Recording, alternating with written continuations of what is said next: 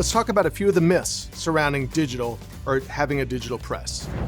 Number 4, finding a digital press operator is difficult. I want to be really specific here and tell you that the workforce of today likes a couple things. They love a screen. They love to push a couple buttons, but they really don't want to put a lot of time into getting their hands dirty, moving stuff around, getting stuff to the nth degree aligned. They like to push a button, see progress, and take pride in what they produced. That's what we have on a Domino press. We have 2 operators who have 0 long-time experience in corrugated. What they do have is hustle.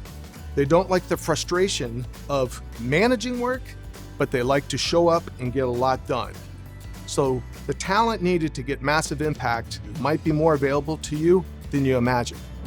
So this digital myth is busted.